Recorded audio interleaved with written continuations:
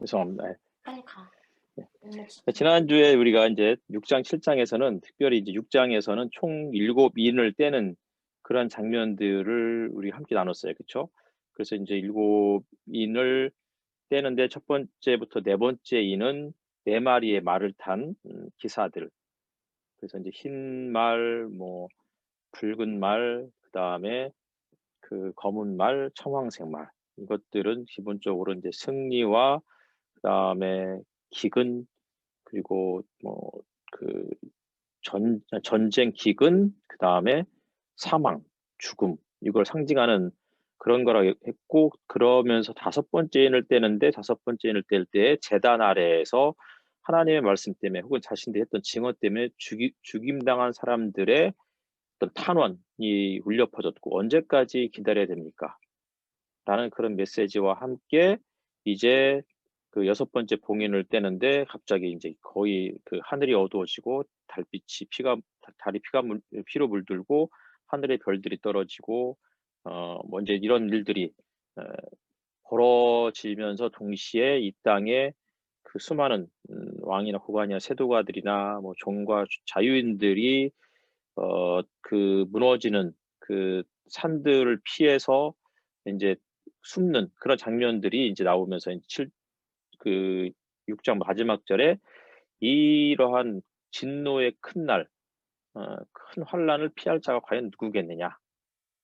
그리고서 이제 그게 이제 이 땅에 사는 사람들에 대한 어떤 일곱 두루마리 중에 그러니까 일곱 인 중에 여섯 인을 떼는 장면이었고, 7장은 이 땅에서의 그 하나님의 도장을 받은 하나님의 인치심을 받은 사람들을 하나님께서 네 명의 천사를 보내서 그들을 보호해 주신다.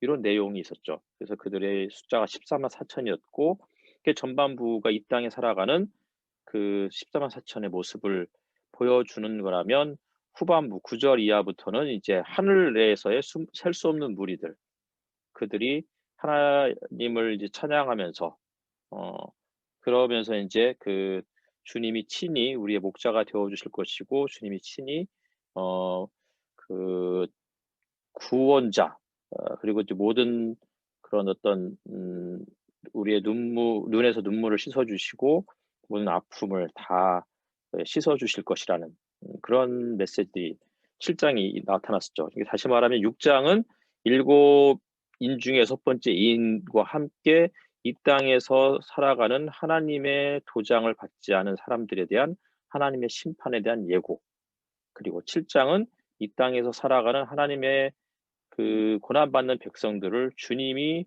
하나님의 도장을 찍어서 그들은 내 것이다. 내가 그들을 주겠다라는 그런 약속의 말씀과 동시에 하늘을 보여주면서 그들은 이러한 모습이 된다. 그러니 결코 어 너희들을 포기하는 것이 아니다. 하나님이 안 계시다. 하나님이 그 어디에 계시느냐라는 그러한 뭐 두려움 속에 살아가는 사람도 있었을 거 아니에요. 하나님 과연 계시는가? 하나님 우리를 버리신 건 아닌가? 혹은 이미 주님의 뭐 그 재림이 이미 이루어졌던 것은 아닐까? 뭐 우리는 그냥 버림받은 게 아닐까? 뭐 이런 등등의 어 생각을 하면서 살아가는 사람들에게 이 하늘의 모습에서 이렇게 보여주었던 거죠.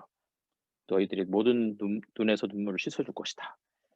그게 인제 6 장과 7 장이고요. 특별히 이제 7 장은 되게 중요한 숫자가 14만 4천이라는, 요게 인제 나중에 가면 또 인제 또 나오겠지만, 특별히 13 장과 이렇게 그 어쩌면은 이제 서로 그 대조를 이루는, 13 장에는 인제 그 짐승의 숫자 666이 막 등장을 하면서 이거 이제 이 땅에서 하나님의 도장을 받은 자들과 짐승의 표를 받은 자들의 모습들을 그렇게 보여주고 있는 거라면, 오늘은 이제 8 장인데, 8 장은 일곱째 인을 떼는 동시에, 그리고 동시에 인제 일곱 나팔이 이렇게 등장을 해요.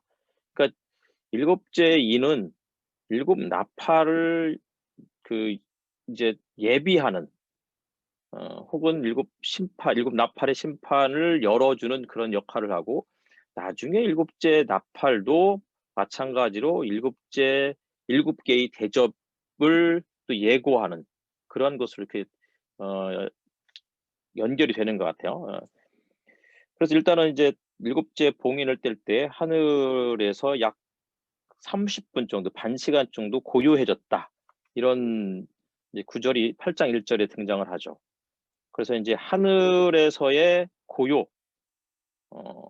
이게 과연 무슨 뜻인가? 이제 뭐 일종의 뭐 어떤 분들은 그렇게 이야기를 하는 분들도 있어요. 그러니까 지금 일곱 천사가 일곱 나팔을 각기 들고 등장을 하는데 그들을 준비하는, 그들의 등장을 이제 준비하는, 그러니까 일종의 이제 그 우리가 6장은 어마어마한 그런 어떤 하늘이 어두워지고 달이 핏빛으로 변하고 별이 떨어지고 하는, 그리고 막 지진과 뭐 산이 무너져 내리고 이런 것들, 어마어마한 소리, 그리고 7장은 하늘에서의 어마어마한 찬양 소리. 그쵸? 6장은 땅에서 벌어지는 하나님의 재앙에 대한 무시무시한 경고의 메시지, 그러니까 어마어마한 무시무시한 소리들이 울릴 것이고, 7장은 이 셀 수 없는 많은 무리들, 온 열방에서 나온, 열방 센터가 아니고 온 열방에서 나온 무리들이 하나님을, 어린 양을 찬양하는데 이 어마어마한 소리가 울려 퍼지는 반면에 8장은 갑자기 이제 쥐죽은 듯이 고요해지는 거죠.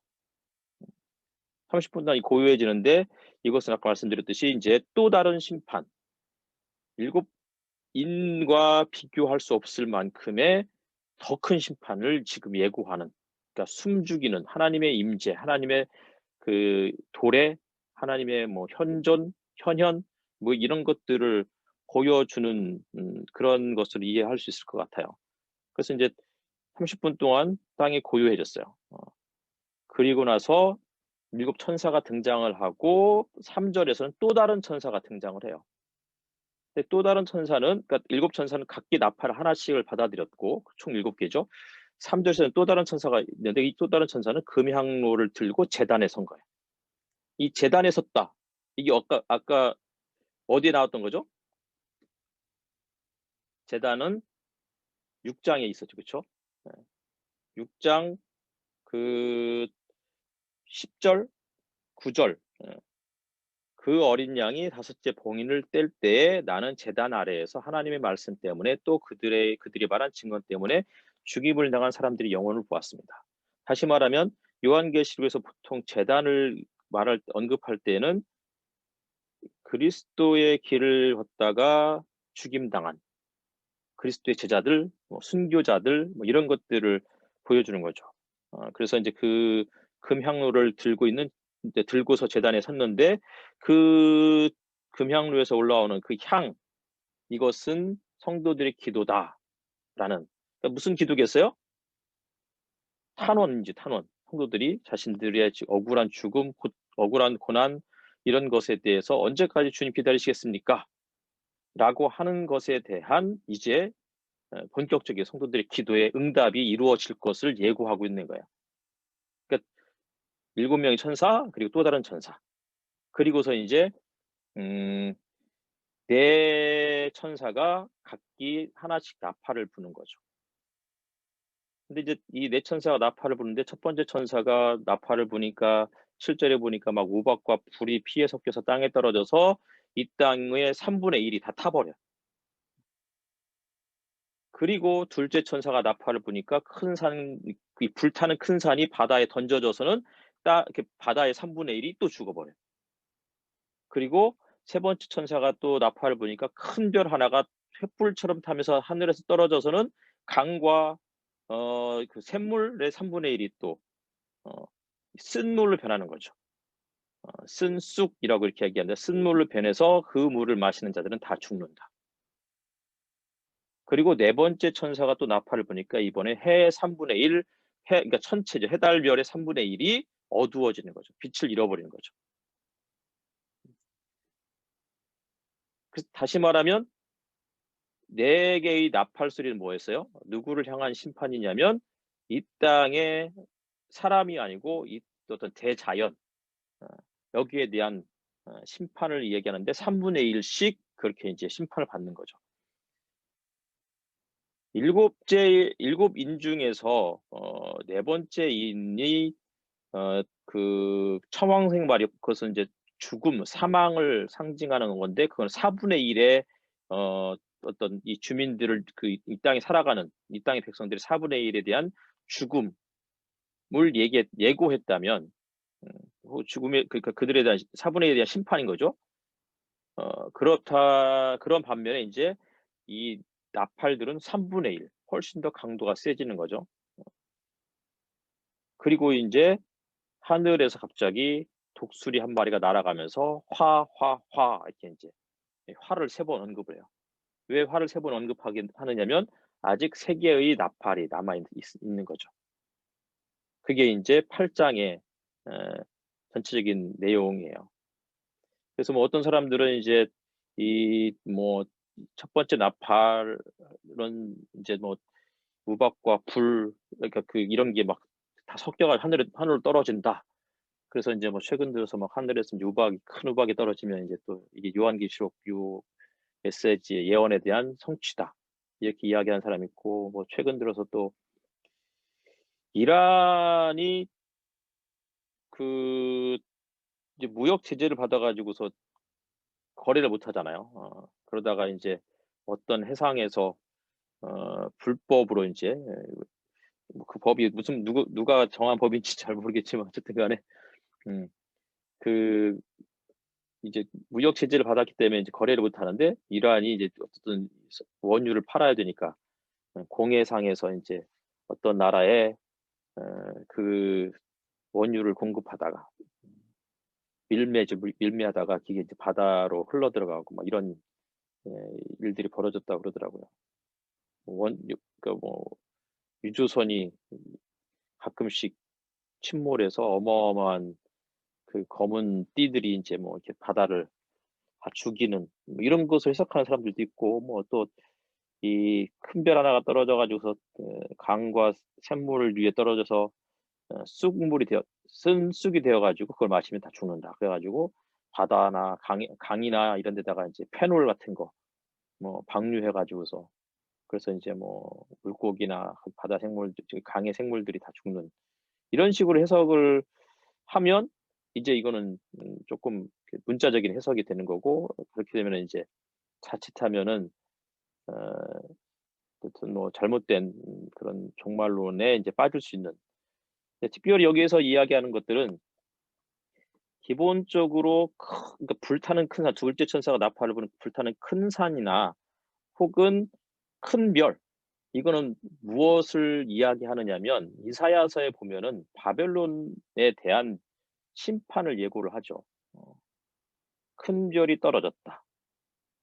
뭐 뒤에서 이제 9 장에서 또 이야기하겠지만 그 이사야서에 보면은 어 바벨론 왕을 금성으로 표현하죠. 그쵸? 어 "아침의 아들 계명성이여." 뭐 이렇게 하잖아요. 그래서 인제 기본적으로 어떤 어마어마한 권력자들이 뭐 인제 내 어떤 권력자들에 대한 심판 혹은 어마어마한 권력자들의 타락, 하나님에 대한 그 반역 뭐 이런 것들을 보통 설명할 때 이렇게 사용하는 예들이 있어요. 그래서 인제 아마 이것은 인제 아직은 바벨론에 대한 언급이 나오지 않지만 뒤에 가면 곧 나오겠죠. 다시 말하면 이건 이제 예고하는 거죠. 이런 것을 통해서 로마 제국 새로운 바벨론인 로마 제국에 대한 하나님의 심판이 어떠할 것인지를 이제 이야기해 주고 있는 것이겠죠.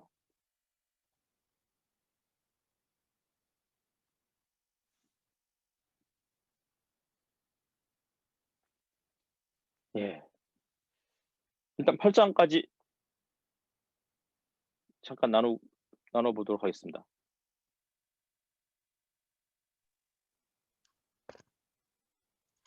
그 목사님께서 아까 이제 설명해 주시면서 8장에 등장하는 그 4개의 나팔 심판이 이제 대자연이 심판을 받은 거다라고 이제 말씀을 해 주셨는데 대자연이 심판을 받는 이유가 뭐 무엇일까요?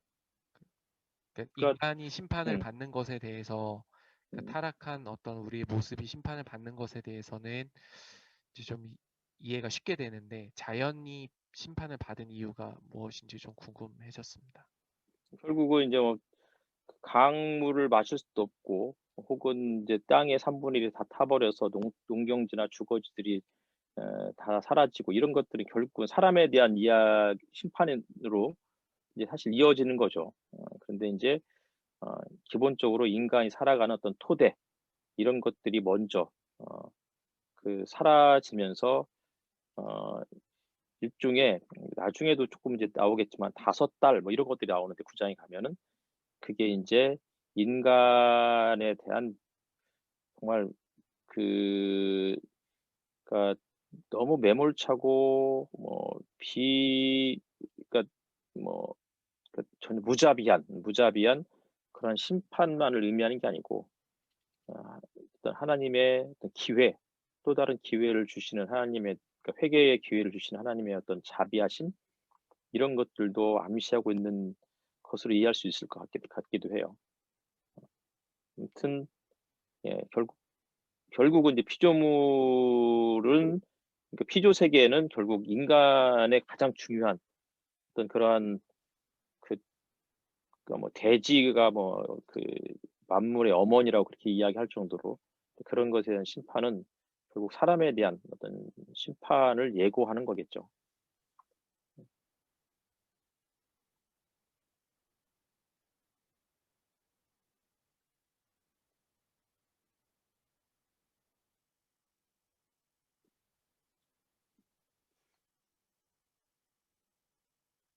예. 배우준 자매님 뜬금없지만요.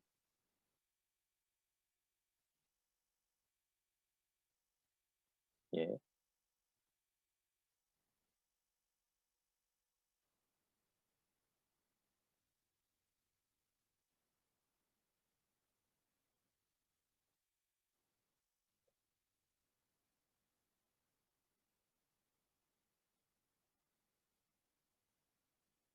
음.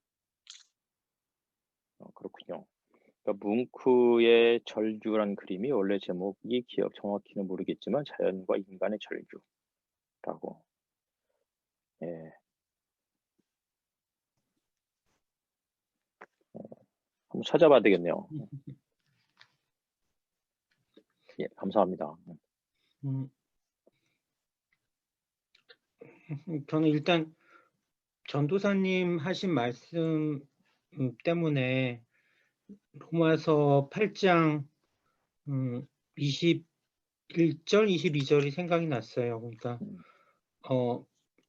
피조물도 썩어지며 종살이에서 해방되어 하나님의 자녀가 누릴 영광된 자유를 얻으려니라는 것입니다. 모든 피조물이 이제까지 함께 신음하며 함께 해산과 고통을 겪고 있다는 것을 우리는 압니다. 그래서 어떤 인간과 우리 하나님 창조하신 피조물, 이 피조 세계가 같이 연결이 돼 있고 또 뭐 피조물에 대한 어떤 심판도 또 역시 인간에 대한 심판과 연결이 다 같이 되어 있는 게 아닌가라는 생각이 들었고요. 제가 어떤 책에서 봤는데 요한계시록 지금 8장 이제 재밌는 걸 보면 8장 5절에 보면은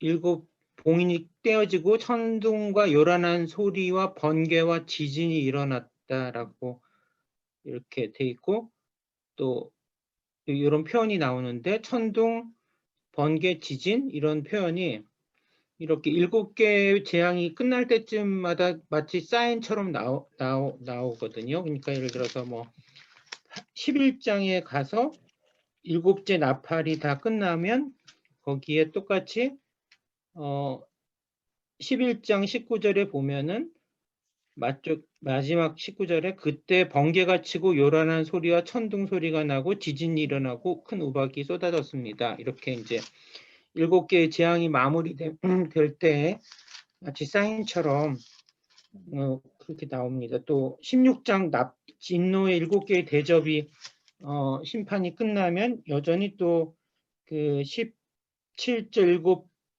대접이 소돔의 16장 18절에도 또 번개가 치고 음성이 들리고 천둥이 울리고 지진이 나고 이런 표현이 있습니다. 그래서 요한은 지금 계속해서 어떤 7개의 재앙이 끝날 때마다 마치 이제 이 일이 이 어떤 재앙이 끝나는 그 단락이 끝나는 순간에 이런 표현을 계속해서 반복해서 쓰고 있어서 이게 굉장히 요한이 계획적으로 글을 지금 이렇게 디자인해서 쓰고 있다라는 걸 알 수가 있을 것 같고요.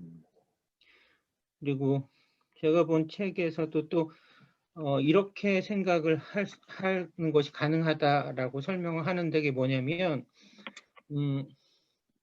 출애굽기 7장에서 12절 사이에 하나님이 10개의 재앙을 그 바로와 이집트 땅에 내리시는데 거기에 보면 우박이 떨어져서 나오고 강이 피로 변하고 또 팔이 뭐 또 해가 어두워지고 또 종국에는 인간에 대한 장자에 대한 심판이 나오고 6월절에 그 문설주에 어린 양의 피를 바른 그 이스라엘 백성들은 구원을 받는. 그래서 이게 마치 지금 그걸 이제 연상시키는 장면인 거죠. 그러니까 하나님의 백성을 구원하시는데 심판을 동시에 지금 진행을 하시는 거가 이렇게 있는 것 같은.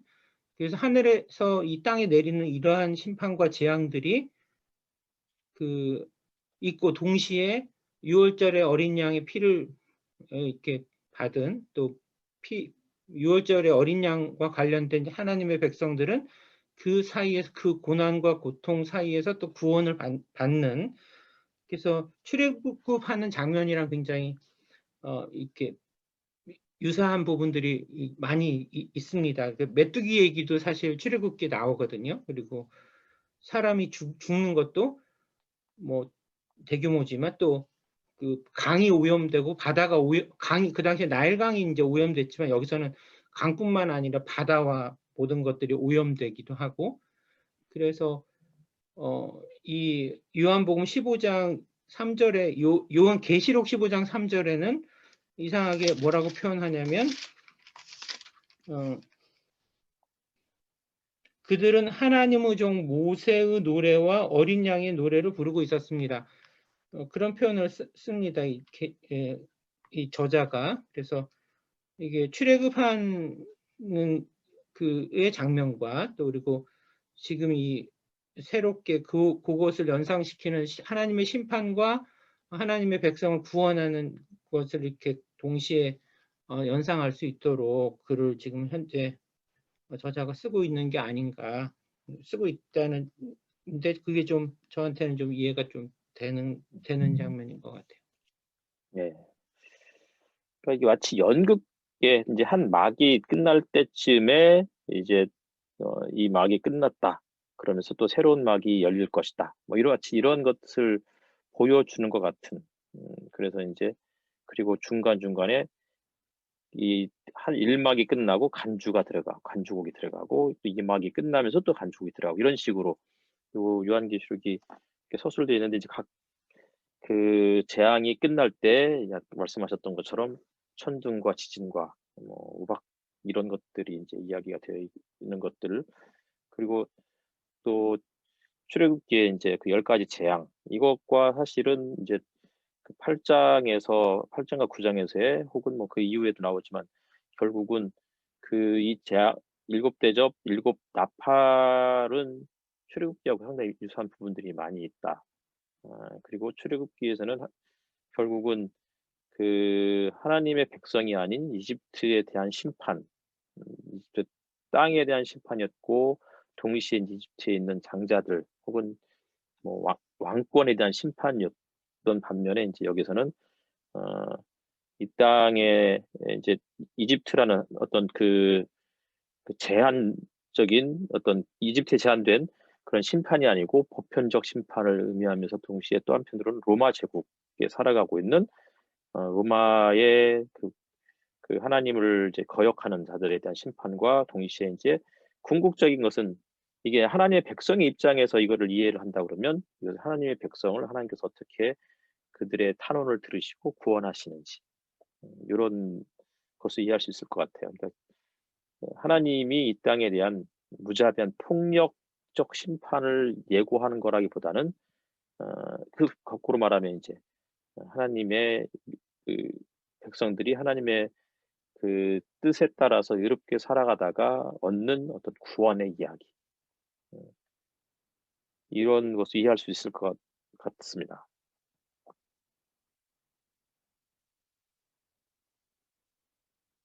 그럼 또 9장으로 갈까요? 예, 그러면 9장 1절부터 9장은 21절까지 있으니까요. 1절부터 6절 그리고 7절부터 12절 그리고 13절부터 17절 18절부터 21절 총 4분이 나눠서 읽으면 될 것 같아요. 잘 기억하세요. 1절부터 아니요 5절씩 끊죠. 1절부터 5절 6절부터 10절 11절부터 15절 16절부터 21절 그럼 쉬울 것 같으네요. 그렇죠? 그래서 이제 오세준 전사님이 1절부터 5절까지 그리고 김진경 성도님께서 6절부터 10절까지 배우진 자매님이 11절부터 15절까지 구강민 형제님이 16절부터 21절까지 예 시작하겠습니다. 다섯째 천사가 나팔을 불었습니다. 내가 보니 하늘에서 땅에 떨어진 별이 하나 있는데 그 별은 아비소스를 여는 열쇠를 받았습니다. 그 별이 아비소스를 여니 거기에서 큰 용광로의 연기와 같은 연기가 올라왔습니다. 그래서 해와 하늘이 그 구덩이에서 나온 연기 때문에 어두워졌습니다. 그리고 그 연기 속에서 메뚜기들이 나와서 땅에 퍼졌습니다.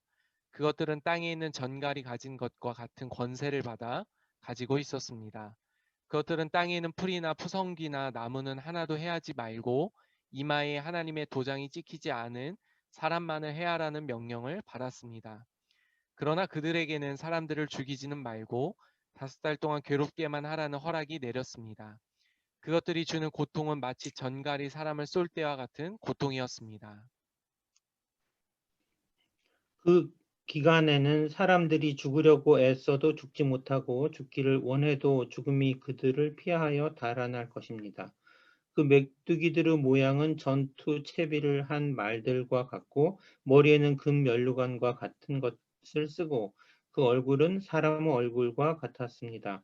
그리고 그것들은 여자의 머리털 같은 머리털이 있고 이빨은 사자의 이빨과 같고 쇠로 된 가슴마기와 같은 가슴마기를 두르고 그 날개 소리는 마치 전쟁터로 내닫는 많은 말이 끄는 병거 소리와 같았습니다.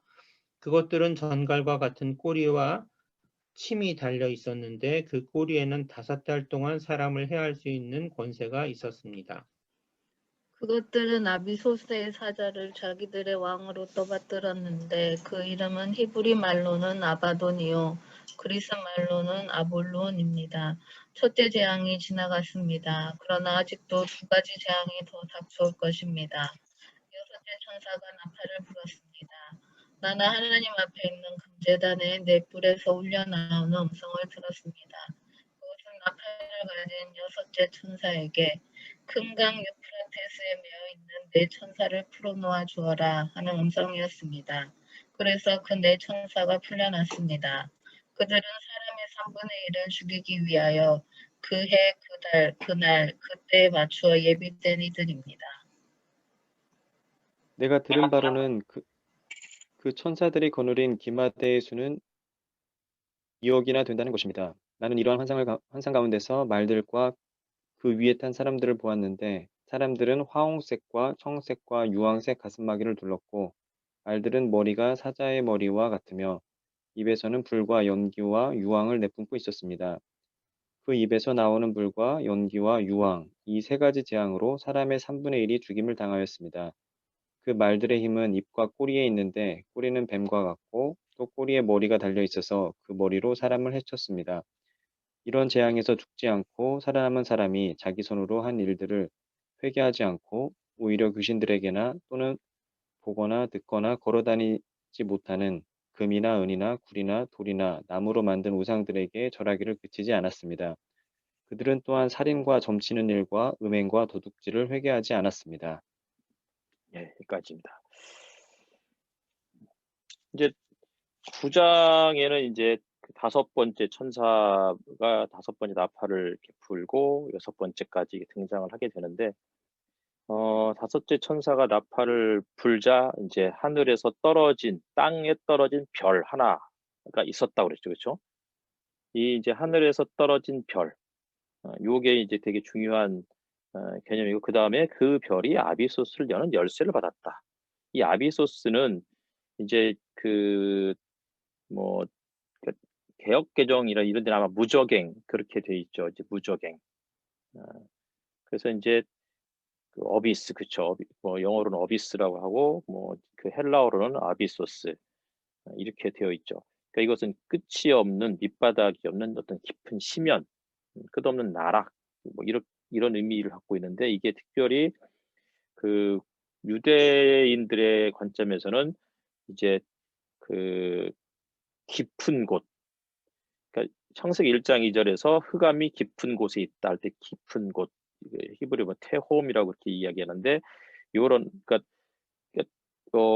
거기는 아주 진짜 흑암이 깊은 곳, 다시 말하면 이제 악의 세력이 머무는 곳, 혹은 죽음의 세력이 머무는 곳, 빛이 전혀 들어갈 수 없는 거의 뭐 블랙홀과 같은 뭐 그러한 의미들을 이렇게 담고 있어요.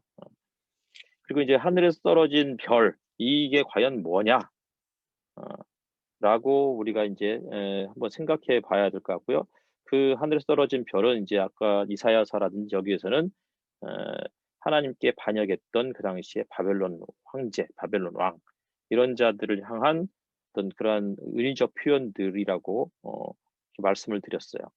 그리고 이제 유대 묵시문학에서는 하나님에게 반역했던 특히 이제 그 에녹서나 이런 데서 나오는 건데 하나님에게 반역했던 그 천사, 타락 천사, 뭐 사탄, 뭐 이런 것으로 이해를 하기도 하지만 이제 그것을 고대 언어가 사탄, 루시퍼가 하나님 앞에 반역을 해서 이 땅으로 쫓겨났다. 이런 표현들이 실질적으로는 그냥 이걸 문자적으로 그 고대 사람들은 이렇게 받아들인 게 아니고 아마 이제 이런 어떤 절대 권력자들에 대한 그런 표현들로 그 종종 이해를 했던 거죠. 그러나 이제 또 이사야서에 가면은 페르시아의 고레스를 향해서 나의 종 이렇게 이야기하잖아요.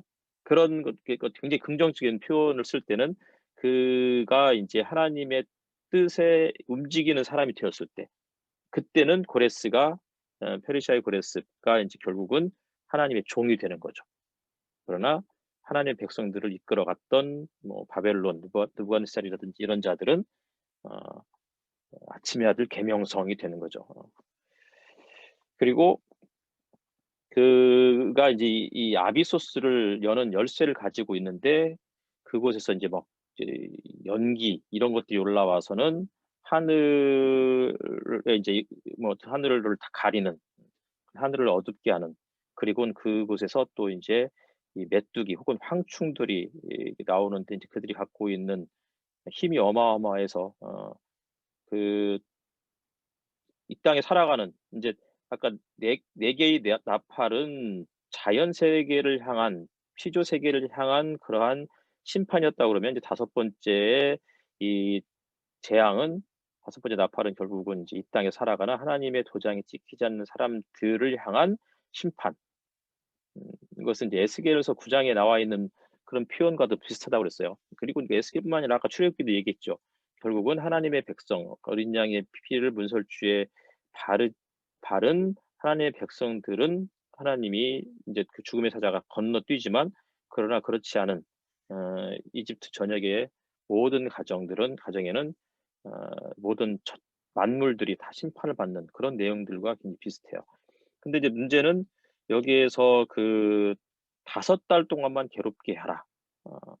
요 표현은 이제 이게 2번인가 나오잖아요. 5달 동안 죽고 싶어도 죽을 수 없는 정말 고통스러운 상황들을 설명해 주는데 그것은 20절에 이제 이런 재앙에서 죽지 않고 살아남은 사람들이 자기 손으로 한 일을 회개하지 않고 오히려 귀신들에게 하면서 우상 숭배에 대한 이야기들이 쭉 이어지는데 이 말은 다시 말하면 회개의 기회를 주시는 그런 모습으로도 우리가 이해할 수 있을 것 같아요.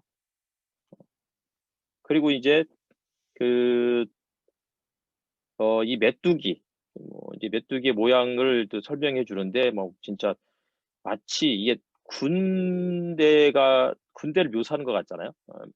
메뚜기 모양을 보니까 말들 같고 전투 채비를 한 게 군마 같은 거죠. 그다음에 뭐 금면류관을 쓰고 사람의 얼굴 같고 또 머리가 길고 뭐 그러니까 사자 이빨을 하고 있고 가슴막이를 하고 있고 어마어마한 병거 소리. 이게 어마어마한 이제 그 병거들이 이제 등장을 하는 거죠. 그런데 그들이 전갈과 같은 꼬리와 침이 달려 있었는데 그게 5살 동안 또 사람을 해할 수 있는 권세를 주고 있다. 그리고 이제 그게 11절에 이 아비소스의 사자를 자기들의 왕으로 떠받들었다. 이 아비소스의 사자. 그 다음에 아까 얘기했듯이 아비소스에서 아비소스 열쇠를 가진 하늘에서 떨어진 별. 뭐 이런 표현들이 나오는데 그들을 왕으로 떠받들었는데 히브리어로는 아바돈, 그리스, 헬라어로는 아볼루온, 파멸, 파괴자 뭐 이런 의미를 갖고 있어요. 그러면서 이제 이제 5째 양이 이렇게 해서 이제 첫 번째 화가 지나가고 두 번째, 6째 천사가 또 나팔을 부니까 이번에 금제단에서 넷불이 음성이 울려오는 거죠. 그러니까 금제단은 아까 말씀드렸듯이 6장 9절에 있는 그 표현인 거죠. 결국은 또 하나님의 백성들에 대한 어떤 신원을 어떻게 그러니까 원한을 어떻게 하나님께서 신원해 주시는지 이런 것들을 보여주는데 14절에 유프라테스 강이 등장을 해요. 이 유프라테스 강은 기본적으로 이스라엘 백성들에게는 특별히 아브라함에게 하셨던 약속이기도 해요. 내가 너 지경을 하나님께 약속해 주시는데 이제 유프라테스 강부터 이 남쪽까지 이 남쪽 경계선이 어디였는지 모르겠어요. 홍해였나요? 어디까지 이렇게 하나님께 약속해 주시잖아요. 그 지경을. 그러니까 이스라엘 사람들에게 있어서 유프라테스는 굉장히 중요한 의미를 갖고 있어요. 이스라엘의 그러니까 아브라함의 살았던 지역이면서 동시에 유프라테스 강은 하나님께서 주신 약속의 땅에 포함되어 있었고 경계선이었던 거죠. 그리고 또 하나는 그 유프라테스 강으로부터 아시리아 문명과 바벨론 문명이 그래서 두 문명이 북이스라엘과 남유다를 멸망시켰던 유프라테스는 굉장히 이제 그래서 여러 가지 그 중의적 의미를 갖고 있고 이스라엘 사람들에게는 로마 제국에게는 이 유프라테스가 이 로마 제국의 동쪽 경계선이었어요. 그래서 이제 유프라테스를 넘어서면 거기 이제 뭐가 있었냐면 그 당시에 파르티마 왕국이 있었죠.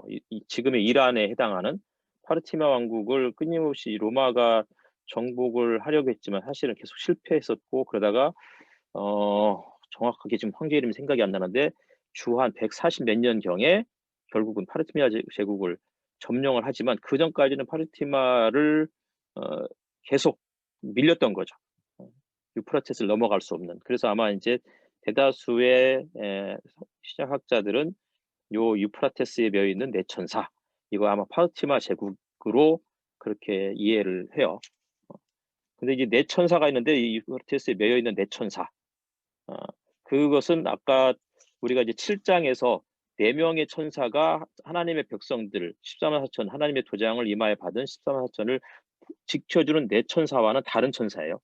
여기에서의 결박되어 있는 내천사는 결국은 이 내천사가 세상을 심판하는 그런 일들을 하는 거죠. 근데 누구를 심판을 하느냐면 이 땅에서 이제 그 하나님의 도장을 받지 않은 자들을 향한 심판. 그래서 결국은 이 땅에 3분의 1의 사람들이 죽는 그들을 3분의 1을 죽이는 역할을 이 사람들에게 이 천사들이 이제 맡고 있는 거죠. 그 사명을. 그리고서는 16절에 가니까 이 천사들이 거느린 기마수가 2억이다. 그러니까 만 곱하기 2 곱하기 만 곱하기 만이었나? 그래서 총 2억 이렇게 됐던 것 같아요. 그런데 이게 이제 어마어마한 숫자라는 의미예요. 그래서 이제 뭐 이 세대주의 종말론자들은 이 2억이나 되는 군대는 중국밖에 없다. 그래가지고 한때는 이제 중국과 이 기독교 유럽의 어떤 뭐 서구의 전쟁, 아마겟돈 이런 것으로 이해를 하지만 전혀 그런 의미가 아니라는 거예요. 이것도 굉장히 상징적인 어마어마한 숫자를 그렇게 이제 표현하는 거죠. 그리고서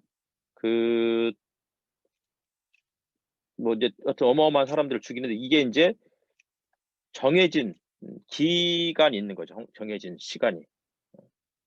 정확하게 그때 하나님께서 그들을 그 내 천사를 통해서 이제 세상의 3분의 1을 죽이겠다라는 그런 이야기들이 이제 18절까지 이어지고 있고, 그리고는 이 아까 말씀드렸던 20절, 22절, 21절에서는 회개하지 않는 자들을 향한 심판이다. 다시 말하면 아직 기회가 있으니 빨리 서둘러서 회개해라. 그게 이제 그 계시록 2장과 3장에서 7교회를 향한 메시지이기도 했잖아요. 회개하라고. 에베소 교회에서도 처음 사랑에 대한 이제 내가 떨어진 곳이 어디인지를 확인하고 회개하고 빨리 처음 사랑을 회복하라. 뭐 이런 메시지들이 이제 9장에 그렇게 소개가 되어 있는 거죠. 예.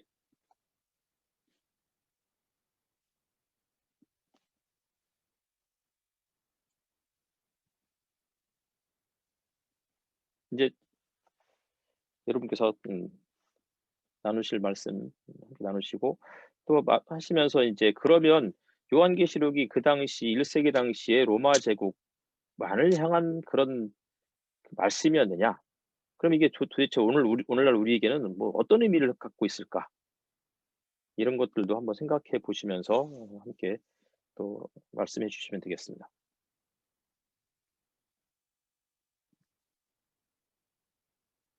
현아님 반갑습니다.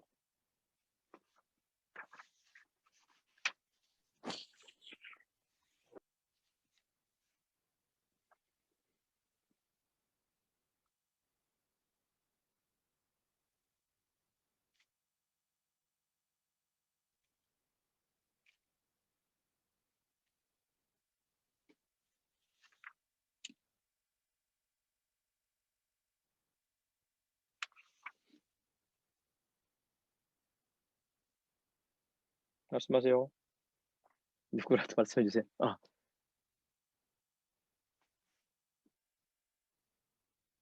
네, 천사도 여러 나오고 재앙도 많이 나와서 잘 모르겠지만 회개하라는 거죠. 그렇죠. 일단 그런 의미가 이제 1차적인 메시지이기도 하고 동시에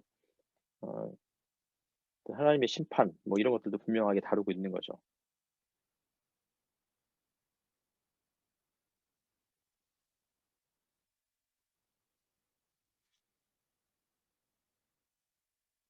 그러니까 결국은 5번째, 6번째 답하는 5개월이라는 그래도 제한되어 있는 거죠. 그래서 이제 아까 15절에 그달 그날 그때, 그의 그달 그날 그때 정해져 있다는 거예요. 그러니까 너무 두려워하지 말아라. 반드시 하나님이 갚아주시겠다. 그런 어떤 메시지들을 담고 있는 것 같아요.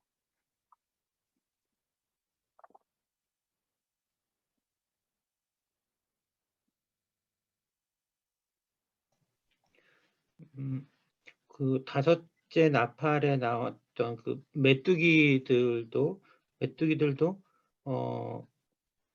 고통스럽긴 하지만 그 사람들을 죽이지는 말고 이렇게 해서 사람의 생명을 해치는 권세를 받지 못하였고 이제 고통스럽게 하였지만 6번째 나오는 재앙에서는 결국 하나님이 이제 3분의 1 되는 수많은 사람들을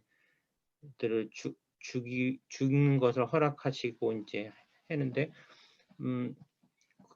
뭐 출애굽기 재앙에서도 갖은 재앙들을 다 하시고 그럼에도 불구하고 바로가 완악하고 또 옛날 성경에 강팍했다라는 그런 표현이 썼던 것 같은데 결국은 그 이스라엘 백성으로 하나님의 뜻을 거부하고 이스라엘 백성들을 놓아주지 않자 최후 이제 아주 심각한 그 심판을 가축으로부터 왕의 바로의 자식까지 처음 난 자들에 대해서 다 이제 죽임을 허락하셔서 죽고 온 이집트 땅에 이제 통곡이 일어나고 그때 그 한순간 잠깐 이제 마음을 바꿔서 이제 그 이스라엘 백성들을 그러니까 가도록 광야로 나가도록 했습니다. 근데 결과적으로 또 그때뿐이었고 바로 또 이제 이스라엘 백성들을 여전히 뒤쫓아가서 최후에는 결국 그 이집트의 지도자 왕이었던 바로가 물속에 이제 종말적인 종국적인 이제 심판을 받는 장면으로까지 나가게 되는데 계시록에도 이제 하나님께서 계속 마치 이집트 백성들과 바로를 포함한 이집트 백성들이 회개하고 하나님이 어떤 계획과 어떤 뜻으로 일하시는지를 받아들일 것을 이렇게 하시는 그런 것들을 계속 그 강도를 높여가시는 그런 장면들인 것 같아요. 그래서 말씀하신 대로 어떤 하나님의 심판의 그 목적은 아직 시간이 있을 때 어떠한 재난과 고난과 뭐 충격적인 사건들 이런 것들을 통해서 인간들이 회개하기를 원하신다라고 할 수가 있을 것 같습니다. 예, 맞습니다. 감사합니다.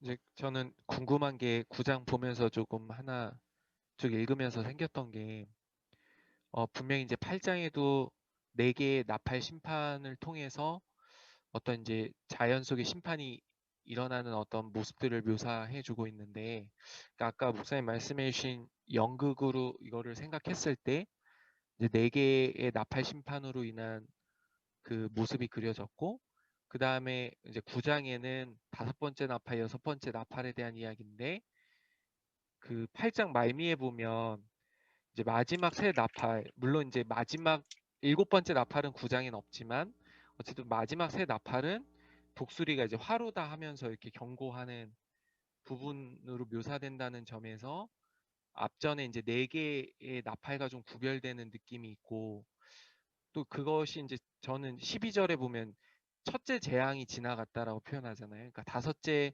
나팔 심판 이후에 이제 첫째 재앙이 지나가고 6번째 이제 나팔과 이제 7번째 나팔을 이렇게 암시하고 있는데, 저는 이 구별이 조금 궁금했거든요. 왜 4개의 심판은 뭐 여기 그 표현에 의하면 첫째 재앙으로 표현하지 않았고 5번째, 6번째, 7번째만 첫째, 둘째, 셋째 재앙으로 이렇게 화로다, 화로다, 화로다 이렇게 표현을 했는지, 그러니까 앞전 4개의 나팔 심판과 뒤에 3개의 나팔 심판은 어떤 부분에서 좀 구별되는 건지가 궁금했습니다. 그러게요. 아마 이제 기본적으로 아까 말씀드렸듯이 이제 앞에 4개의 재앙은 사람에 대한 것이 직접적인 것이 아니었기 때문에 그러지 않았을까 싶고, 그리고 이제 어쨌든 그 이제 5번째, 6번째 요 재앙은 직접적으로 사람에 대한 것이었고, 그래서 이렇게 표현했을 것 같아요. 저도 뭐 구체적으로 여기에 대한 제가 갖고 있는 책에는 구체적인 그 해설이 없기 때문에 뭐 참조는 못했지만 그렇게 그냥 추론하고 있습니다.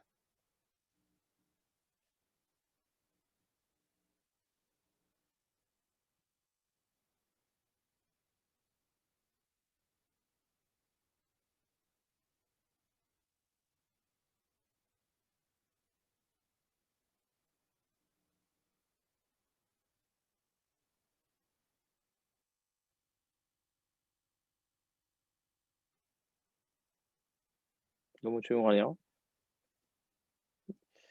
그러면 이제 시켜야 되겠네요.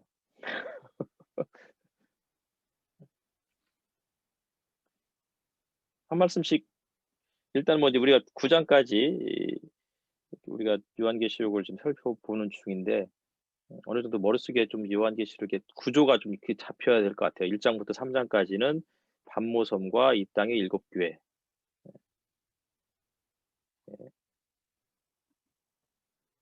성경 공부한 걔가 지난번에 있었는데 이제는 고양이도 있나요? 아, 고양이가 있군요. 아. 이거 진짜 이쁘네요. 재화 형제 다리를 지금 핥고 있는 건가요? 뭐를 핥고 있죠? 팔을 핥고 있구나. 목욕을 안 해서 그런 거 아니에요?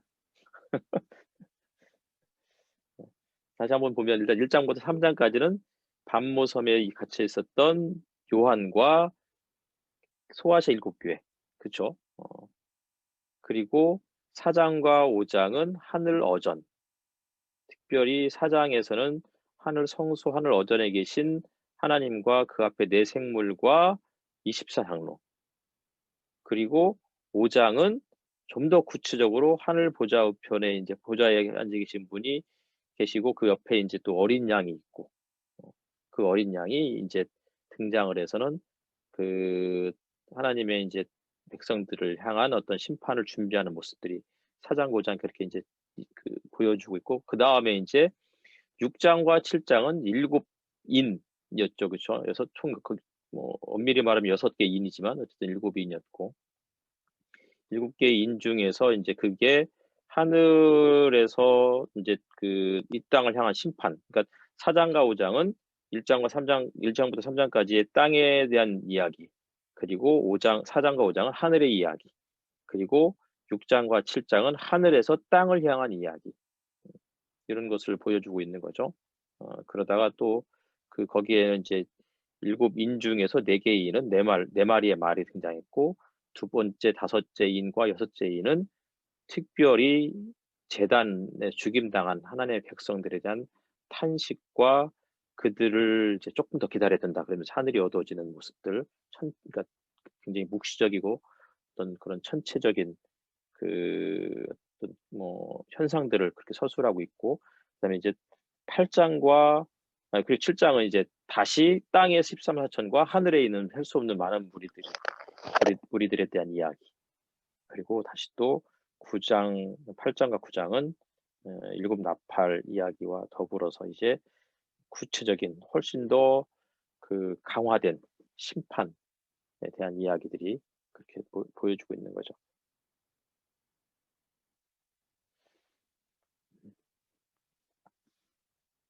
그렇다면 이제 이런 이야기들이 1세기 당시의 이야기에 한정된 것인가?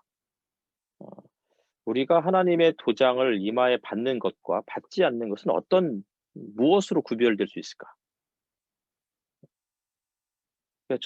딱 봤을 때, 전사님은 이마에 도장이 없네. 이제 우리가 이제 어떻게 이걸 구분할 수 있냐 이거죠. 그러니까 이거를 구별하기 제일 쉬운 방법은 일단 그 스캔을 딱 찍어보면 나오잖아요. 그렇죠? 저 사람이 베리칩을 몸에 지녔느냐, 지니지 않았느냐. 베리칩을 갖고 있으면 짐승의 표를 갖고 있는 거니까 그 사람은 빌 게이츠의 하수인이 되는 거고, 혹은 뭐 그거를 안 받은 사람들은 다 구원받느냐. 실질적으로 이제 이렇게 잘못된 종말론에 빠진 사람들은 베리칩 백신을 맞으면, 이스라엘은 지금 백신을 3분의 1 정도가 맞은 것 같더라고요. 그리고는 백신의 효과가 워낙 좋아서 감염률이 현저하게 떨어졌다고 그래요. 0.015% 정도가 지금 감염률이 이제 그 정도로 줄어들었다. 그런 얘기를 하더라고요. 그래서 이제 그러면 그런 게 아니라 그러면 도대체 하나님의 도장을 받는 것은 어떤 사람들이 하나님의 도장을 받는 사람이고 어떤 사람은 짐승의 표를 받는 것이냐. 지금의 이 현실 세계 속에서 1세기 당시에는 어떤 사람들이 하나님의 도장을 받은 사람들이었고 어떤 사람이 짐승의 표를 받은 사람이었는지, 이런 거를 알면 21세기에 살아가는 우리들에게도 좀 이해하기가 조금 적용하기가 쉽지 않을까라는 생각이 듭니다.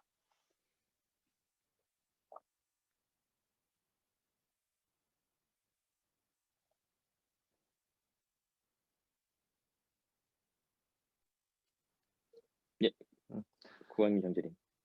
네. 기다렸습니다. 저는 이 마태복음이랑 같이 이제 요한계시록 봐서 그런지 이런 심판의 얘기를 들을 때 그 마태복음에 나와 있던 부분들이 좀 생각이 나더라고요. 그래서 이런 심판 부분에서도 지금 이제 어떻게 우리가 이마에 도장이 찍혀 있는 사람이랑 구분할 수 있을까? 결국에는 이제 예수님께서 다시 오신다고 했을 때 준비되어 있는 흰옷 입은 신부로 이제 깨어 있냐 안 깨어 있냐, 그날이 도적같이 올 텐데 준비를 우리가 어떻게 하고 있느냐, 그건데 이제 사실 그거에 대해서 명확하게 어떤 기준이 있는 건 아닌 것 같고, 지금 이렇게 심판이 있지만 그래도 모든 심판이 결국에는 그런 하나님의 주권 아래에서 진행이 되고 있다는 게 뭐 요한계시록 지금 9장 4절에서도 뭐 나무는 하나도 해하지 말고 이마에 하나님의 도장이 찍히지 않은 사람만을 해야라는 명령을 받고, 그런 부분들이 그래도 이제 뭐 염려가 되긴 하지만 모든 것이 좀 하나님의 주권 아래에서 진행되고 있다는 것이 그래도 약간의 좀 뭐 마음에 좀 평안함, 그런 거를 좀 주는 것 같았습니다. 마태복음 말씀하시니까 이제 마태복음 24장이 그러니까 예루살렘의 멸망과 그 이후에 일종의 세상의 끝날에 대한 그런 예고들이 24장에 나와 있잖아요. 그리고 네. 25장에 바로 이어지는 내용이 이제 예수께서 그러니까 염소와 양을 구별하는 그런 내용이 이제 25장이고, 그 염소와 양을 구별하면서 염소에 해당하는 무리와 양에 해당하는 무리를 어떻게 이야기하느냐면, 내가 감옥에 갇혔을 때 너희가 나를 찾아와 주었고, 내가 헐벗었을 때 너희가 나에게 입을 것을 주었고, 내가 배고플 때 너희가 나에게 음식을 주었다, 먹을 것을 주었다. 그러면 양이 되는 거고, 그렇지 않은 사람들은 염소가 되는데, 우리가 언제 그렇게 했습니까? 혹은 언제 우리가 그렇게 하지 않았습니까? 그랬을 때 지극히 작은 자에게 한 것이 곧 내게 한 것이다 라는 그런 메시지가 24장과 25장에 이렇게 연결돼서 나오고 있어요. 이것은 이제 네네. 어쩌면은 그러니까 하나님의 표를 받은 사람과 받지 않은 사람의 모습하고도 이렇게 마태복음과 연결시켜서 생각해 볼 수 있는 부분이 아닐까라는 생각이 듭니다. 네. 감사합니다.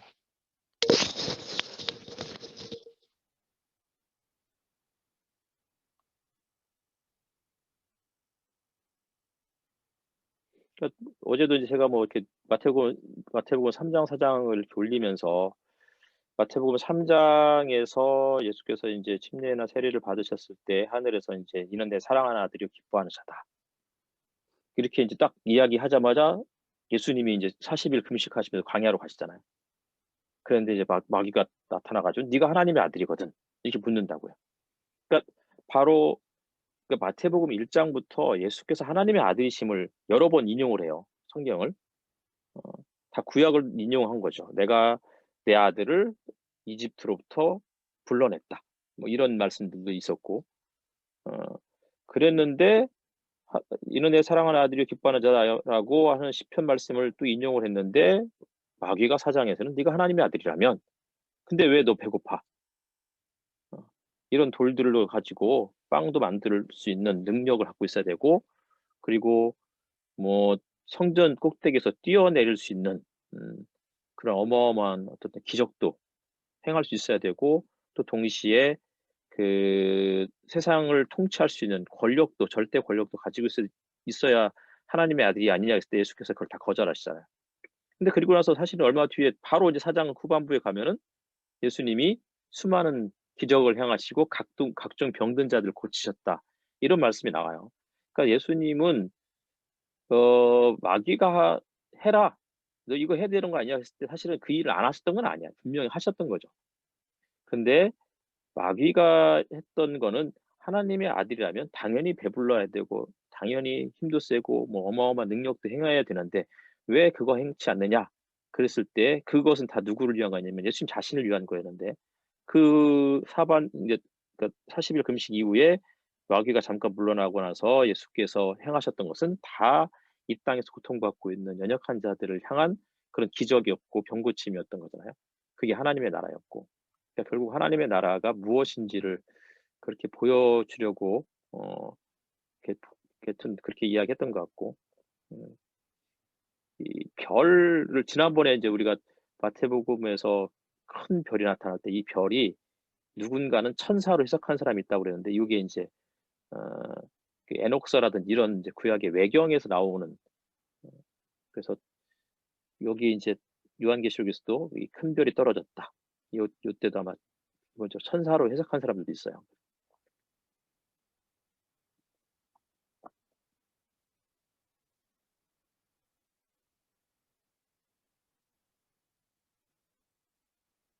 의미자매님 네? 말씀해 주시죠. 제일 먼저 들어오셨는데. 참 성경 쭉 보면 창세기 때부터 이제 쭉 보면 이렇게 사람이 반복되는 것 같아. 죄도 계속 뭐 창조되고 뭐 그걸 지켜서 가는데 결국엔 또 인간은 또 타락하고 지금도 그냥 계속 그런 식으로 가긴 하는데 저희들은 그래도 오늘 나온 말씀처럼 어찌 됐건 회개하면서 저도 이제는 하나님으로부터 도장받는 그런 자가 되도록 해야 되는데 구체적인 그런 게 실행이 좀 그건 실행이 좀 안 될 때도 있고 그건 또 있는 남은 좀 더 생각하는데 가족 간의 그 문제는 좀 뭐랄까 잘 안 되는 경우가 있어. 그래서 저도 반성을 하는데 나와 자녀의 관계든지 아니면 나와 뭐 남편 아니면 나와 부모 내 형제들에서의 그런 것들은 그 남은 더 내가 이렇게 연약하다 뭐하다 이렇게 뭐 생각해주고 베풀 수는 있는데 그런 건 뭐 마음이 더 우러나고 그런 걸 수도 있는데 가족 간에 그런 건 좀 어려운 게 있어가지고 좀 생각해 보면서 그런 것도 있고 저는 이렇게 성경 공부를 이렇게 체계적으로 한 적이 없어서 그래서 이제 계속 이렇게 들어와서 들어보려 하는데 성경 내용이 좀 어렵기는 했는데 결국에는 굳이 뭐 자잘하게 그렇게까지 뭐 까지는 제가 다 이해는 못해도 큰 맥락으로만 듣고 이해하고 하려고는 해요.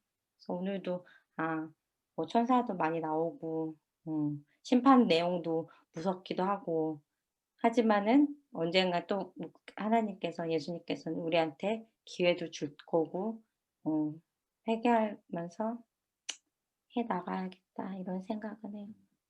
생각만 하지 말아야 될 텐데. 결국은 어쨌든 여기에서는 하나님의 백성들은 이 재앙으로부터 주님이 보호해 주시겠다. 그러니까 하나님의 도장을 받은 자들은 하나님께서 심판을 면해 주신다. 이제 그런 그러니까 말씀인 거죠. 그러니까 로마나 이 땅의 권력자들이나 뭐 이런 사람들은 우리를 하나님의 백성들을 힘들게 할 수는 있지만, 그러나 하나님의 심판은 결국은 그들을 향한 심판인 거고, 하나님의 백성들은 하나님께서 특별히 보호해 주실 것이다. 제 손에 이게 도장이 있는데요. 자, 머리 내미시면 찍어드리도록 하겠습니다. 네.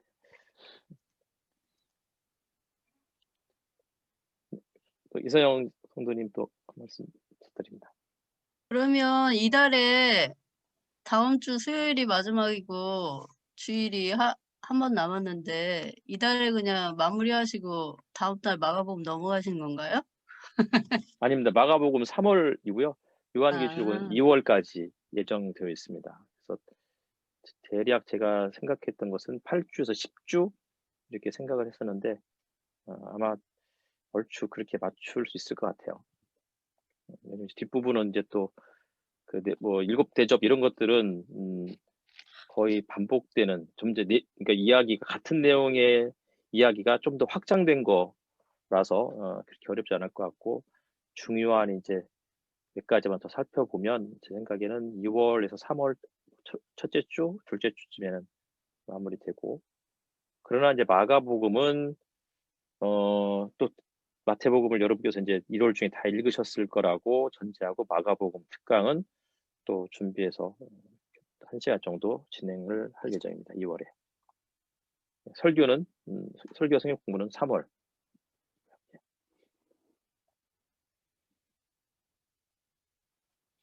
우리 재환 기자님 한 말씀. 예, 예. 오늘 필기를 안 했더니 자꾸 해찰하게 되네요. 다음부터 더 열심히 들을게요. 지금 제가 침대 위에 앉아서 허리가 아파서 지금 누웠다 앉았다 그러느라고. 괜찮습니다. 오늘 일하고 오셨어요? 네. 채민이하고 둘만 하셨어요? 예, 예. 4시 어. 반쯤 끝나고. 내일도 하셔야 되는 건가요? 예? 아, 내일 한번 내일도? 힘들어서 내일 못 해가지고. 오늘 그럼 일을 다 끝내신 거예요? 그러면? 못 끝내고 그냥 중요한 부분만 처리하고 이제 나머지는 다음 주로 미뤘어요. 아, 다음 주로. 네. 에이미 인사 좀 시켜주세요. 그러게요? 네. She wants to talk to you. Just say something Hi. one more time. Hi. 하이. 화장 안 해서 보여주기 싫다는데 제가. 맞습니다. 예, 그 다음에 또 우리 배우진 자매님 안 계신가요? 얼굴을 아예 스크린 아웃했네요. 저 아까 했잖아요. 아니 이제 마지막 네? 이제 하고 마무리하는 거니까. 응.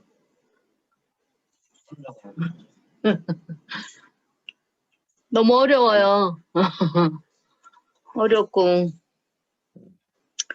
뭘 회개하라는 건지 그것도 얘기해 주세요. 뭘 회개하라는 건지. 응? 네.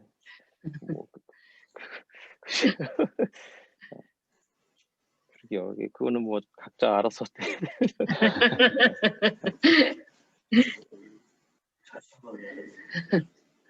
그러니까 저는 이제 지금 시대에 예수를 믿는 것이 과연 무엇인가, 이거는 한 번씩 되게 진지하게 고민을 해야 될 것 같아요. 그래서 사실은 그리스도인이 된다는 것은 단순히 예수를 믿는다라고 입으로 고백하는 정도가 아니잖아요. 예수를 믿는다라고 하는 어떤 입으로 고백하고 시인한다는 것은 어쨌든 간에 그들의 자신의 어떤 삶을 그러니까 예수께 다 이제 전폭적으로 헌신한다, 뭐 그런 어떤 그 고백인 거예요. 단순히 그냥 저 예수 믿어요라고 입으로 한번 시인하면 구원받는 게 아닌 거죠. 그 로마 사회에서는 예수를 믿습니다, 이 말은 그 옛날에 그 대조영이라는 그 대하 드라마가 있었어요. 최수종이가 대조영으로 나왔었던 것 같은데, 그때 이제 그 뭐 그런 내용들이었어요. 그러니까 왕건이었나 대조영이었나 잘 기억이 안 나네. 근데 그런 내가 주군을 누구를 섬길 것이냐. 내가 예수를 주로 믿습니다, 이 말은 내가 예수님을 주군으로 섬기겠습니다, 이런 뜻이고, 그 말은 또 다른 수많은 왕들이 있었는데 그들을 내가 전혀 그들이 원하는 삶이 아니고 내가 그 믿고 따르는 내가 섬기는 그 주군에게만 충성하겠다, 그런 의미들을 담고 있는 거죠. 그래서 사실은 그거는 굉장히 정치적이고 무시무시한 발언이었던 것 같아요. 그래서 21세기에서도 저는 예수를 믿습니다. 저는 이제 지금 뭐 한국 사회가 지금 뭐 기독교가 어마어마한 욕을 먹고 있는데, 이거는 이제 이미 예견된 일이었고 30년 전부터 이제 그런 얘기가 있었죠. 그래서 한국의 기독교는 혹은 전 세계의 기독교는 콘스탄틴 이전으로 돌아갈 것이다.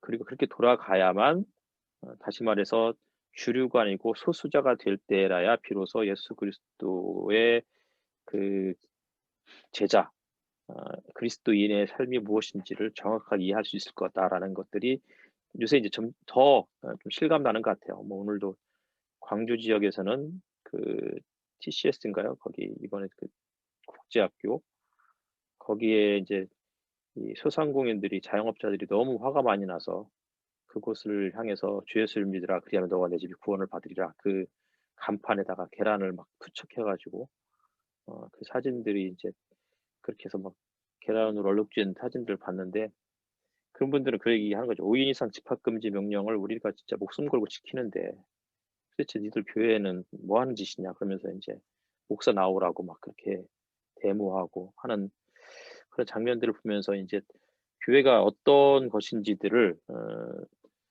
이제 조금 더 진지하게 고민을 해야 되는 시점이 된 것 같고 급속도로 교회 교인들이 줄어들겠죠. 그래서 더 줄어들 때까지 그래서 이제 진짜 예수를 믿는 것이 무엇인지 그러니까 이런 상황에서도 예수를 믿는다 이 말은 광신도가 아니고 예수 그리스도의 길이 어떤 것인지를 아는 사람들만이 그 길을 걸어가겠죠. 갈수록 이제 그런 삶, 그러니까 이 자본주의 세상에서 자본과 타협하지 않는 그게 무엇일까를 한번 진지하게 고민을 해봐야 될 것 같아요. 그래서 사실 공부가 많이 필요한 것 같은데 저는 이제 뭐 그 로날드 사이드라는 미국의 한 신학자가 쓴 책 중에 가난한 시대를 살아가는 부유한 그리스도인 이런 책은 한 번 정도 다시 읽어봐야 되겠다라는 생각을 해요. 그래서 뭐 우리 교회 이제 목요일마다 격주로 독서 모임을 하는데 언젠가 그 책을 뭐 예를 들어서 다른 책을 조금 미루더라도 그 책을 읽어봐도 좋겠다라는 생각이 들 정도로 요새는 그런 생각이 많이 들더라고요.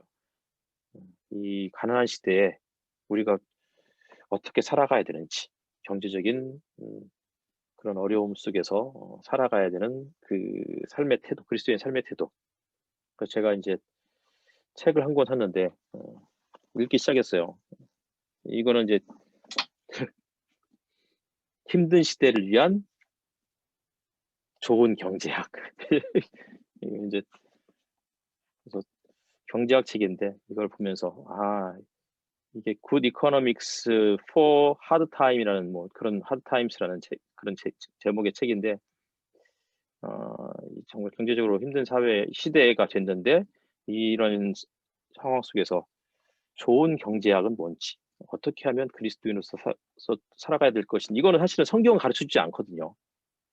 그래서 이런 이야기들을 조만간에 이제 우리 또 교회 안에 또 경제학 박사님 계시니까 작년에 하기로 했던 그런 이야기들을 올해는 꼭 들려주셨으면 좋겠다. 올해는 뭐 이제 줌이라는 게 있으니까 작년에 이런 게 있는 줄 몰랐으니까 못했지만 줌을 통해서라도 작년에 하기로 했던 그런 강연들도 해주셨으면 좋겠다라는 생각을 하고 있습니다.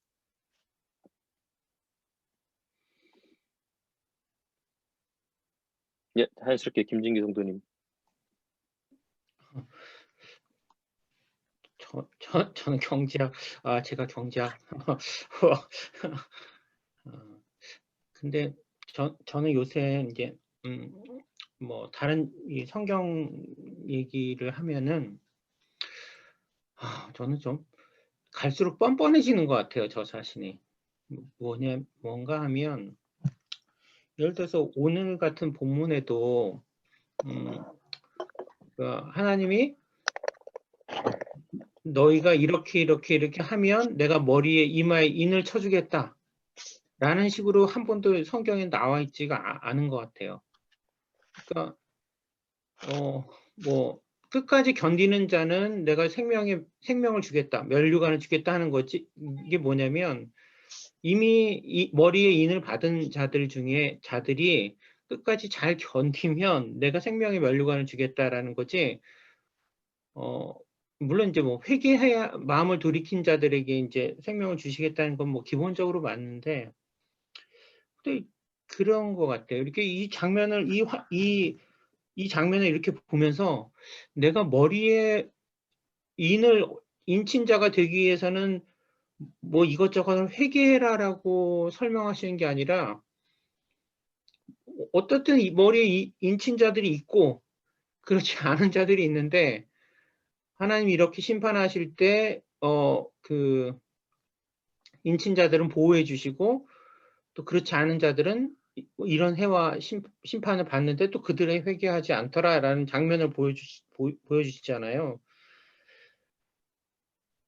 근데 내가 왜 어떻게 머리에 인을 받았는지, 내가 왜 어떻게 회개했는지, 내가 왜 하나님을 믿는다고 지금 이러고 생각을 하고 살게 됐는지 사실은 아무런 도덕적인 근거가 없거든요.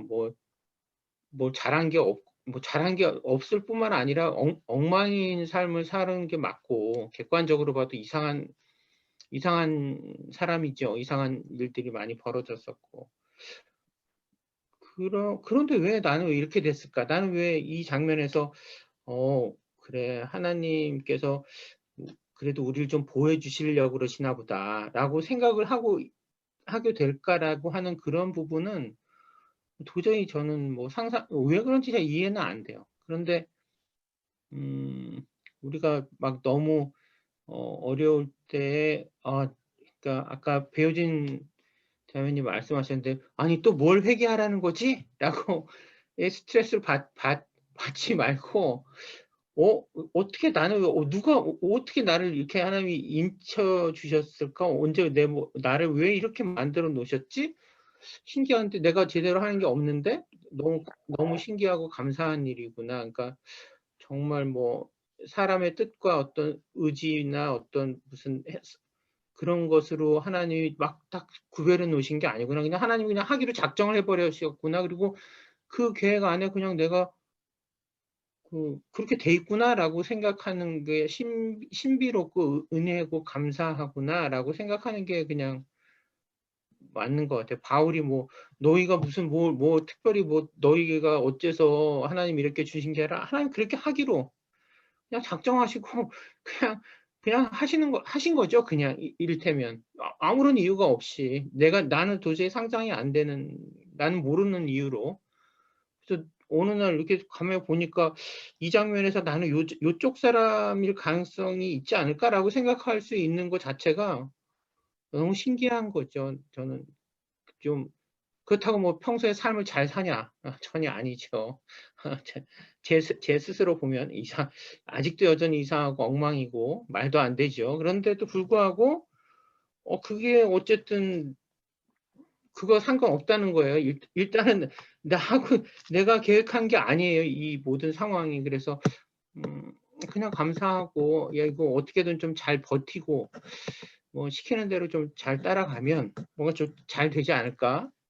뭐 그렇게 사는 게 그거 말고 뭐 제가 뭐 지금 이 상황에서 뭘 엄청나게 아니 개버릇이 안 변하는데 뭐 내가 뭐 엄청나게 새 사람 되고 뭐 갑자기 막 그 거룩한 사람이 돼서 뭐 저는 그런 거 할 수 없을 것 같아. 저는 안 돼요. 버릇이 뭐 이렇게 엄청나게 변할 것 같지가 않아요. 사실은 뭐 그래서 뭐 하면 다 알고 계시는데 뭐 원래 이런 사람인 걸 잘 알고 계시고 제가 어렸을 때 뭔가 확 변해보려고 또 변했다고 착각하고 신앙생활을 꽤 오랜 동안 했거든요. 근데 나중에 보니까 하나도 안 변했더라고요. 그래서 처음에는 그게 절망스럽고 너무너무 고통스럽고 이게 뭐지? 막 야, 이러다가 진짜 큰일 나겠다. 막 그런 염려와 그 슬픔과 고통스러운 시간이 있었는데 그래서 이제 막 굳은 결심을 하고 삶을 바꾸죠. 근데 한 7, 8년 지나서 가만히 보니까 똑같은 거예요. 예를 들면. 그래서 이게 이런 식으로 되는 게 아니구나. 이럴 수는 없구나. 이거는 그런 생각이 많이 들어요. 요새는. 그래서 그래 뭐 내가 뭐 이렇게 많이 변하겠어. 뭐 그리고 또 뭐 그걸 또 뭐 하나님이 물론 변해야 됩니다. 변해야 되는데 그게 내 힘으로는 안 될 것 같고 그렇다는 거 너무 잘 아시는 분이 나를 이렇게 하셨다고 믿고 그냥 마음 편하게 뭐 엄청난 일을 하지 않더라도 뭐 주변에 있는 교인들하고 같이 잘 좀 도와서 내가 할 수 있는 만큼 하고 그렇게 살아야 되는 게 아닐까. 스트레스 받지 말고 그런 생각을 하고 있습니다. 저는. 그리고 가끔씩 이마 이렇게 혹시 만져보면서 있는지. 요새 자꾸 뭐 강의 뭐 어쩌고 해서 스트레스 좀 받긴 하네요.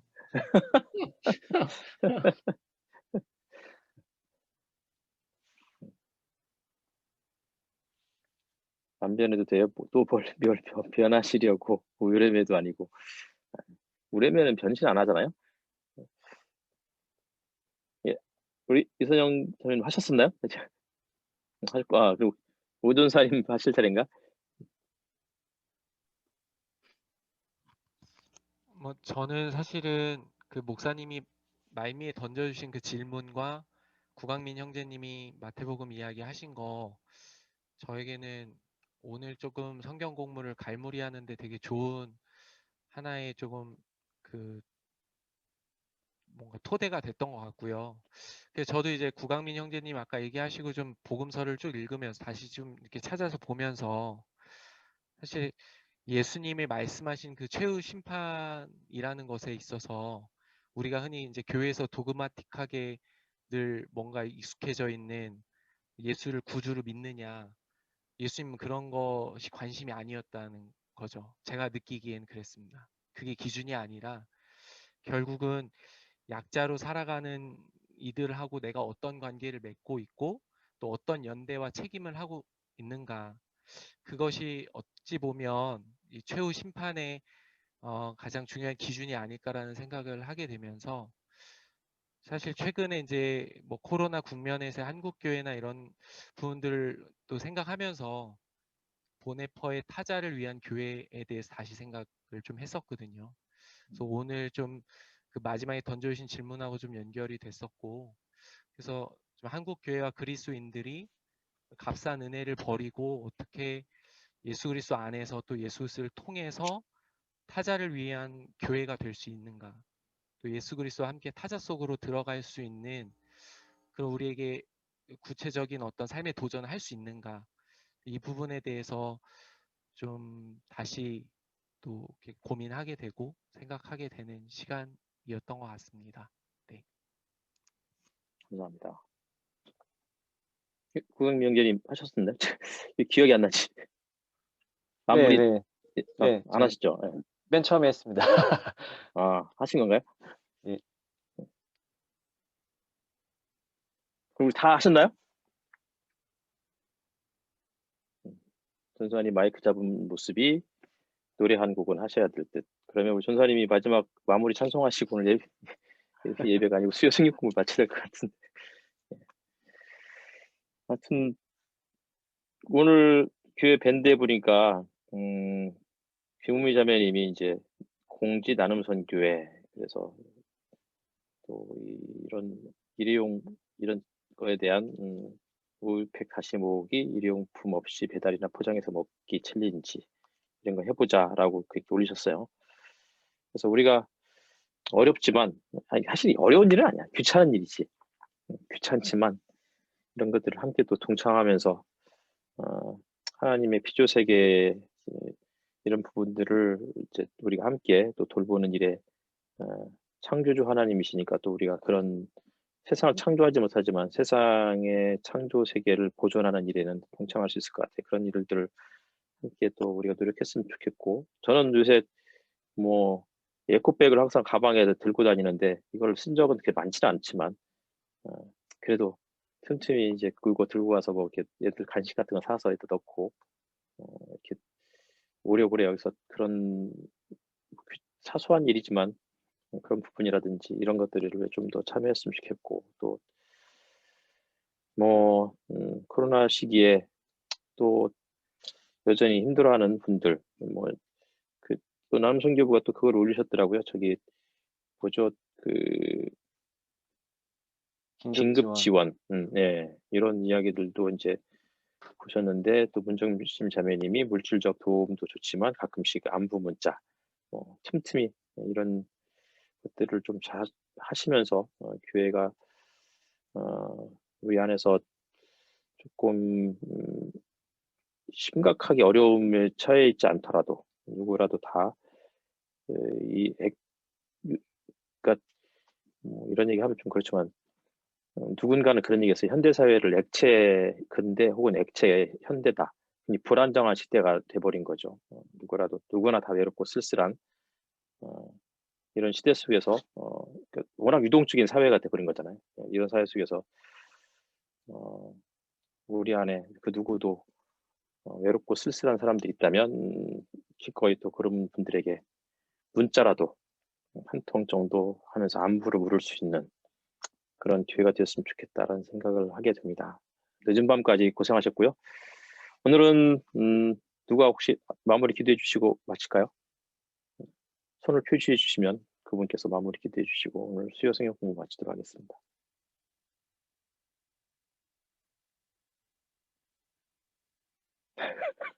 선생님, 오늘 우리 지난번에 한번 기도 안 하셨던 분들 중에 한 분이 하셨으면 좋겠는데요. 김무자연이 한번 기도 제가 하라고요? 알겠습니다. 제가 그냥 기도하고 마치겠습니다. 하나님 감사합니다. 아버지 하나님, 늦은 밤까지 우리 함께 또 요한교식을 나눴습니다. 하나님의 백성으로서 하나님의 도장을 이마에 받고 살아가는 것이 무엇인지 우리가 정확히 알 수는 없지만 적어도 하나님께서 우리를 너는 내 백성이고 내 소유고 내 자녀라고 말씀하시는 것을 우리가 믿고 또 그렇게 살아가고 있사오니 당신의 백성답게 당신의 소유물답게 혹은 당신의 자녀답게 이 땅에서 살아가게 도와주시고 때로는 불안하고 때로는 힘든 그런 상황들이 우리에게 닥쳐올 때마다 주님이 우리를 인치셨고 당신의 자녀 삼으셨다는 사실을 늘 기억하며 이 땅에서 흔들리지도 말고 더욱더 주님의 말씀에 견고하게 서서 하나님의 자녀로 백성으로 살아갈 수 있는 위로를 우리에게 허락하여 주시옵소서. 평안한 마음을 주시길 소망하옵고 예수님 이름으로 기도하옵나이다. 아멘. 아멘.